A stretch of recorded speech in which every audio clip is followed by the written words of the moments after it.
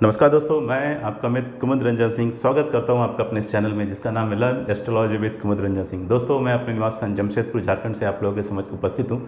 आज जिस टॉपिक की चर्चा मैं करने जा रहा हूं दोस्तों, वो है कन्या लग्न की कुंडली में पूर्ण योग कारक ग्रह की पहचान को हम कैसे करते हैं। इससे पहले मैंने आप लोगों को मेष, वृष, मिथुन, कर्क और सिंह लग्न राशियों में कैसे पूर्ण योग कारक ग्रह की चर्चा करते हैं, कैसे पहचानते हैं, उसके बारे में बताया है। और सेम कॉन्सेप्ट, सेम टेक्निक आपको यहाँ भी यूज़ करनी है। तो अगर आप मुझसे नए जुड़े हैं दोस्तों, तो मेरा आप लोगों से निवेदन है कि कृपया आप मेरे सभी वीडियो को देखते हुए ही इस वीडियो पे आएँ, ताकि आपको समझने में कोई परेशानी ना हो। तो चलिए विदाउट वेस्टिंग एनी टाइम आज के इस टॉपिक की शुरुआत करते हैं।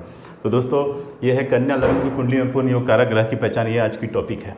तो कैसे पहचानेंगे हम कि कन्या लग्न की कुंडली में कौन सा ग्रह पूर्ण योग कारक है। तो बहुत ही ईजी है दोस्तों।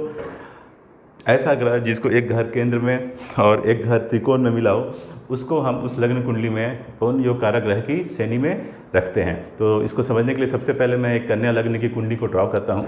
कन्या लग्न की कुंडली का मतलब क्या होता है दोस्तों? आपके लग्न भाव यानी कि फर्स्ट हाउस में 6 नंबर लिखा हुआ होगा। ठीक है दोस्तों, 6 नंबर जो है आपके फर्स्ट हाउस में लिखा हुआ होगा। ये नंबरिंग आपको कम से कम मेमोराइज कर लेनी है, या मतलब आपके दिमाग में हमेशा होनी चाहिए। मेष, वृषभ, मिथुन, कर्क, सिंह, कन्या, तुला, वृश्चिक, धनु, मकर, कुंभ और मीन। ये 1 से 12 तक जो है ये आपके दिमाग में बिल्कुल सेट होनी चाहिए, ताकि आप जैसे ही किसी की कुंडली देखें, उसका फर्स्ट हाउस को देखें, आपको वो नंबर देख के ही मालूम चल जाना चाहिए कि हाँ, ये इस लग्न राशि का है। ठीक है दोस्तों, तो चलिए समझते हैं इसको। कन्या लग्न की कुंडली को मैं ड्रॉ करने जा रहा हूँ, उसकी मदद से मैं इसको एक्सप्लेन करूँगा आप लोगों को।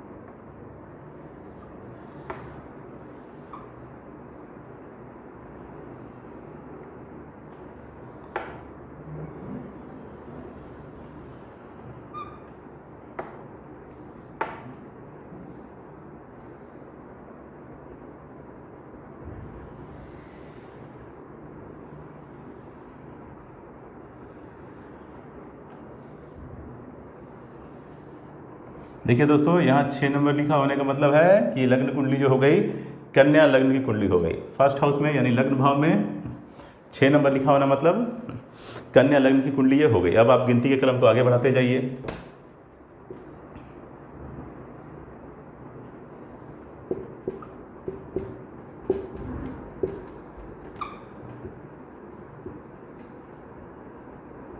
ठीक है दोस्तों, 6, 7, 8, 9, 10, 11, 12, 1, 2, 3, 4, 5 ऐसे करके आप गिनती के क्रम को आगे बढ़ाते जाइए। तो देखिए, अब मैं केंद्र के भावों की चर्चा करूंगा और उसके बाद त्रिकोण के भावों की चर्चा करूंगा, उनके राशियों के बारे में बताऊंगा और उनके स्वामी के बारे में बताऊंगा, क्योंकि इसको मालूम करना और इसको मालूम होना बहुत ही ज़रूरी है पूर्ण योग कारक ग्रह की पहचान करने के लिए। तो चलिए केंद्र के भाव की चर्चा करते हैं पहले।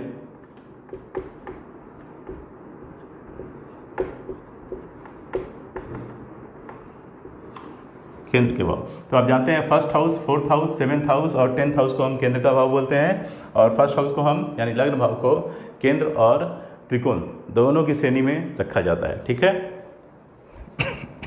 तो फर्स्ट हाउस हो गया आपका, त्रिकोण का भी भाव हो गया, और 5th हाउस और 9th हाउस ये आपके क्या हो गए?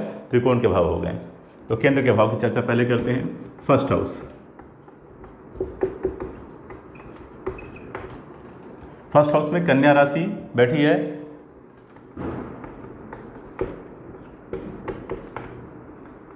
कन्या राशि के स्वामी होते हैं बुध देवता।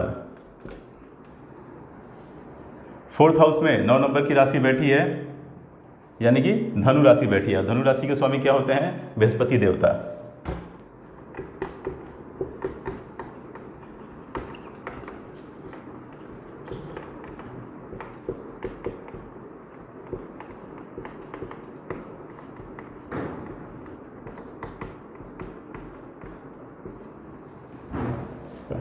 सेवेंथ हाउस में मीन राशि बैठी है, और मीन राशि के स्वामी क्या होते हैं?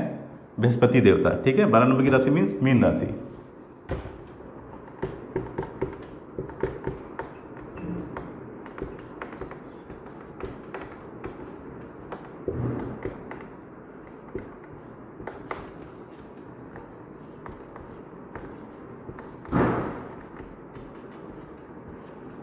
ठीक है दोस्तों, 10th हाउस में 3 नंबर की राशि बैठी है। 3 नंबर की राशि मीन्स मिथुन राशि, और इसके स्वामी कौन होते हैं? बुध देवता।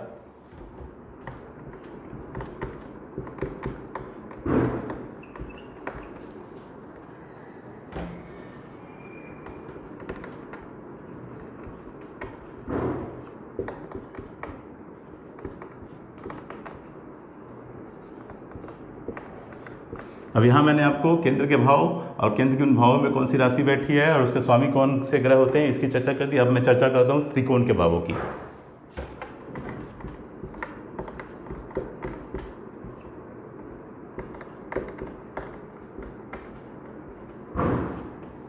फिफ्थ हाउस,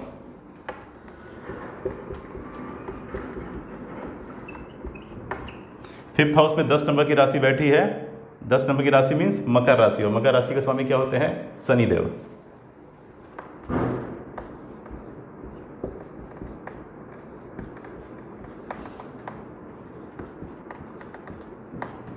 नाइन्थ हाउस में 2 नंबर की राशि बैठी है। 2 नंबर की राशि मतलब वृषभ राशि, इसके स्वामी होते हैं शुक्र देवता।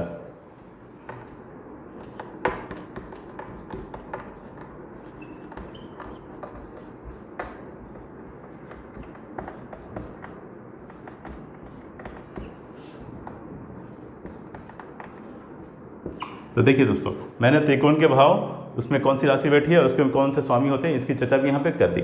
अब आपको सिंपली ये देखना है कि ऐसा कौन सा ग्रह है जिसको एक घर केंद्र में मिला हो और एक घर त्रिकोण में मिला हो। तो आप यहाँ से देखिए, यहाँ पे बुध देवता को एक घर केंद्र में मिला है, यानी फर्स्ट हाउस केंद्र का भाव है वो मिला है, लेकिन त्रिकोण में कोई घर नहीं मिला है। और एक घर बुध देवता को और मिला है जो कि केंद्र में है, ठीक है। फर्स्ट हाउस और 10th हाउस, इन दो राशियों के स्वामी इन दो घरों का जो है अधिपत्य जो स्वामित्व है वो बुध देवता को मिला। और ये दोनों कहाँ हैं? दोनों केंद्र के घर हैं, ठीक है। फर्स्ट हाउस वो भी केंद्र का घर है, और उसके बाद 10th हाउस।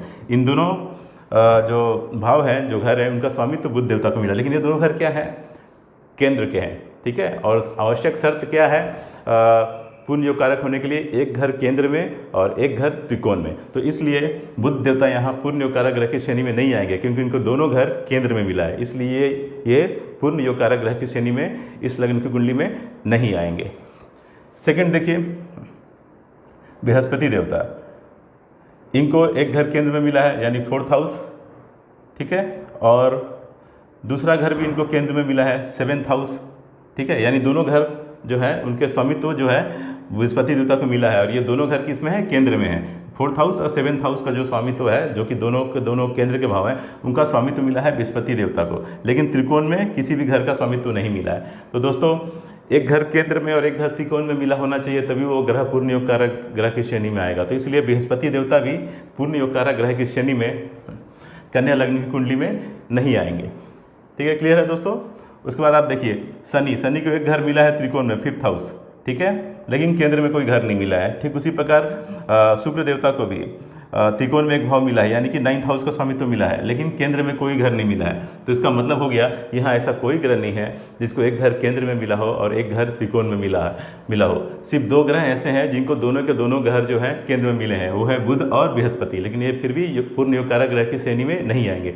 जो कंडीशन है पूर्ण योग कारक ग्रह के लिए वो ये है कि एक घर केंद्र में और एक घर त्रिकोण में। तो इसलिए हम यहाँ इजिली इस निष्कर्ष पे पहुँच सकते हैं, इस कंक्लूजन पे पहुँच सकते हैं कि कन्या लग्न की कुंडली में कोई भी ग्रह पूर्ण योग कारक ग्रह की श्रेणी में नहीं आएगा, ठीक है। तो मैं इस निष्कर्ष को यहाँ लिख दे रहा हूँ।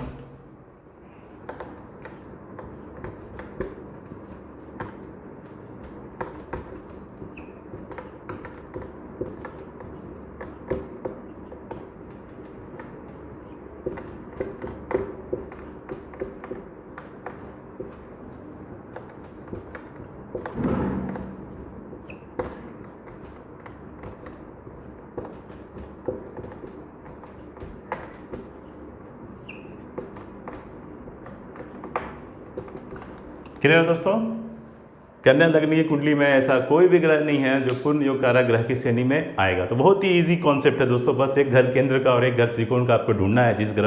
जो ग्रह उस कंडीशन को सेटिस्फाई करेगा वो ग्रह पूर्ण योग कारक होगा, और जो नहीं करेगा वो किसी भी कीमत पे पूर्ण योग कारक ग्रह की श्रेणी में नहीं आएगा। तो मैं उम्मीद करता हूँ दोस्तों कि आपको आज का ये जो एपिसोड है, ये लेक्चर है, ये पसंद आया होगा और कोई किसी भी तरीके की कोई कन्फ्यूज़न आप लोगों को होगी नहीं। अगर उसके बाद भी कोई कन्फ्यूज़न है, कोई इश्यू है, तो आप इस टॉपिक से रिलेटेड क्वेश्चंस कर सकते हैं, मैं उसका जवाब दूंगा।